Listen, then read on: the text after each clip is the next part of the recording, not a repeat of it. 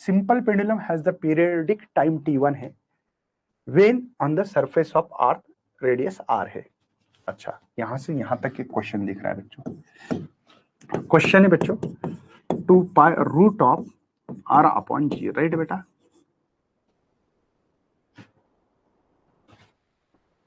या L by जी लिखोगे? क्या लिखोगे आप? L by G, simple pendulum है हो तो L बाई जी, R नहीं, L by G only. Simple pendulum है तो L बाई जी। हाँ ठीक है ना? यस। अब ये फार्मूला बच्चों, लेकिन रेडियस ऑफ अर्थ मतलब इसकी वैल्यू डालना पड़ेगी ऑन द अर्थ सरफेस पे।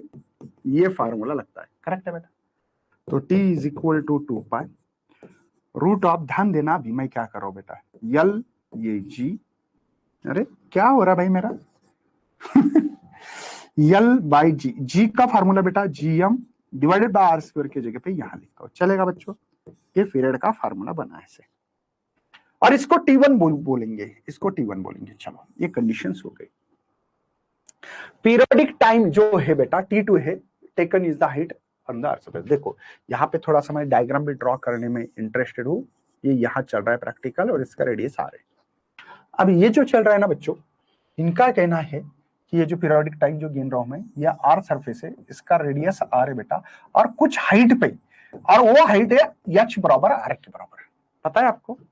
वो फार्मूले के बाद बात कर रहे हैं अभी। अब पीरियड इसके लिए T2 बोलना है, वही formula 2 pi root of L upon G।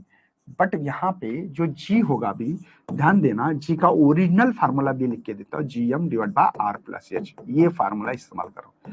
लेकिन ये GM, ये R है, ये भी R है, इनका स्क्वायर करोगे तो ये GM डिवाइडेड बाय 2R का स्क्वायर है, तो ये GM divided by 4R square. तो ये पता होना चाहिए कि मैं 4 ये क्यों लिख रहा हूं। ये एक्चुअली नो एक्सप्लेनेशन नहीं देना चाहिए एज पर सीईटी के रूल के हिसाब से। ये आपको आना चाहिए कि 4R स्क्वायर क्यों लिखा होगा मुकेश ने, सरल है, बस ये आपके दिमाग में होना चाहिए। चलिए 2 pi root of L, G की वैल्यू बेटा GM, और ये 4R स्क्वायर क्यों लिखा है। अगर मैं सर 4 बाहर निकालू तो आपको रिलेशन मिलेगा, फिर चलेगा सर T2। ध्यान देना बच्चों, ये 2 बाहर कहां से आया, ये जो 4 है इसका रूट निकाला और इसको ब्रैकेट में रखता हूं, 2 पाई रूट ऑफ L ये R square divide by GM है बेटा। उम्मीद कर रहा हूं कि ये T1 की वैल्यू, तो T2 is equal to 2T1। मुझे क्या निकालना है, T2 अपॉन T1 निकालना है, चलेगा sir? T2 upon T1 is equal to 2, मतलब 2 आना चाहिए था। सी आंसर इज करेक्ट है।